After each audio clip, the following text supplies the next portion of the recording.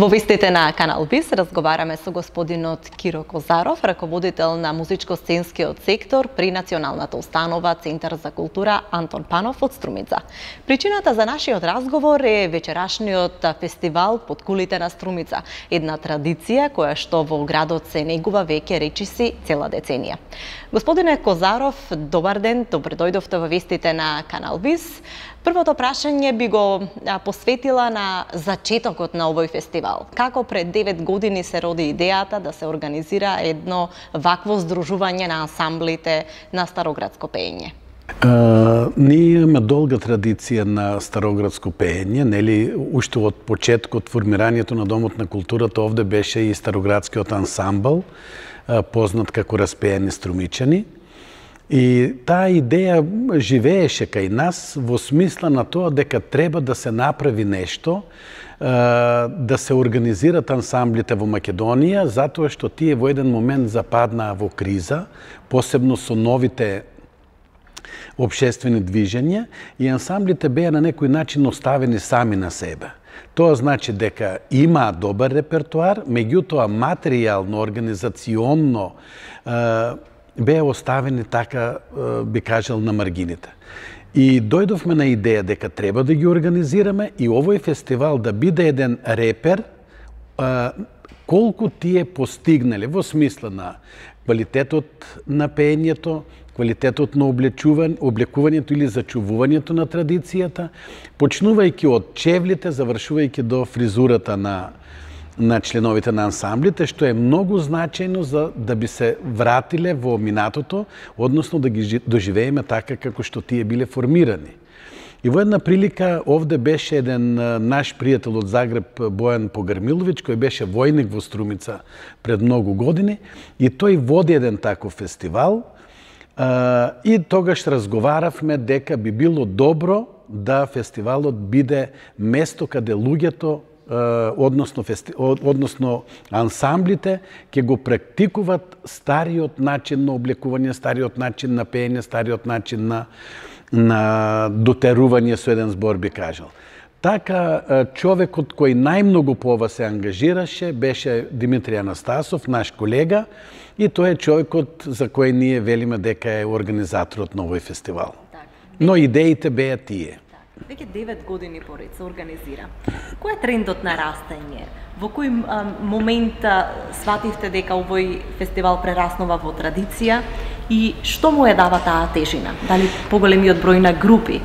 Дали тоа што репертуарот веќе на оние што настапуваате зголемени добива на квалитет? Еве, вие како човек од внатре. Да, значи некаде после четвртиот фестивал и интензивните средби со Бојан Погармиловиќ направија да ние размислуваме дека фестивалот, освен само репродукција на тоа што го имат, дека тоа ќе биде место каде тие ќе се дошколуват. Например, тогаш донесовме пропозиција дека на фестивалот можат да учествуваат само ансамбли кои имат инструменти кои се исто така од времето на нивното настанување.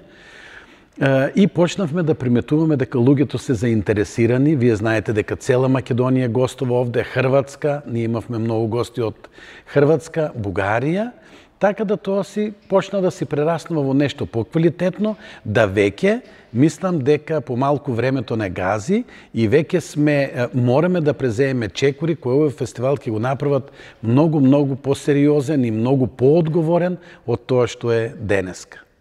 Спомнувате нови идеи, нова свежина која што треба да го добие овој фестивал. Еве, на каде одат размислувањата? Што би сакале да направите за да добие поголема тежина, да се развива фестивалот Под кулите на Струмица?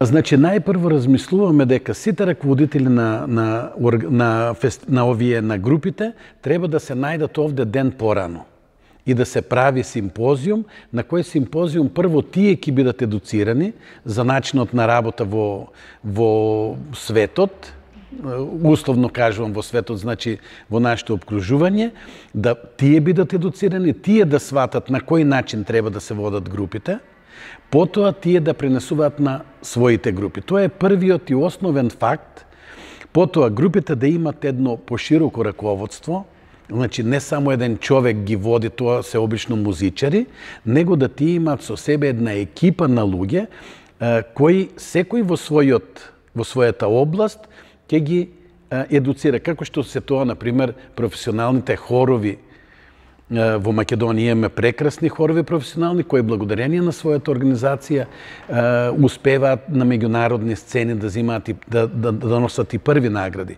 Јас мислам дека тоа е првата или основна задача која мораме да ја направиме и веќе размислуваме да овие луѓе после во своите средини се борат и за средства, се борат за зачувување на автентичноста на овие ансамбли. Бидејќи тие се огледала на градот.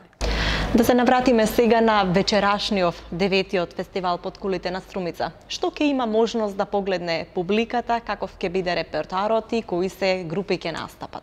Вечер имаме 8 ансамбли, значи ансамблот од Струмица, ансамблот или Распејани Валандовчани, Кутилинден од Битола, потоа Свети Николе, Крива Паланка, Богданци и од Петрич, една група од Петрич, таа навистина е неколку години овде, квалитетна група, така да имаме една мала новина годинава, која од идната година ќе биде малку посериозна, тоа значи дека ансамблите се представуваат со по 3 песни.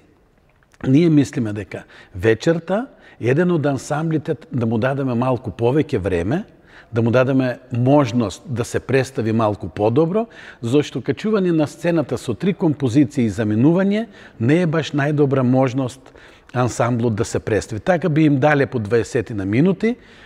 Ова година тоа ќе го направиме со фестивалот од Валандо, идната година ќе се договориме за кој ансамбл, така да тие на сцената ќе имат малку повеќе време. Тоа е новината ова година, идната ви кажав со симпозиумот и така. Господине Козаров, јас ви благодарам за разговорот во вестите на Канал Виз. Се надевам дека вечерва ќе имаме еден успешен фестивал и се разбира да ги слушнеме позитивните критики на публиката која што ќе присуствува. Да, се надевам и ги поканувам луѓето да дојдат. Фестивалот е слободен, влезниците се слободни, нели? И се надевам дека вечер ќе имаме убава музичка вечер. Ви благодарам и вам.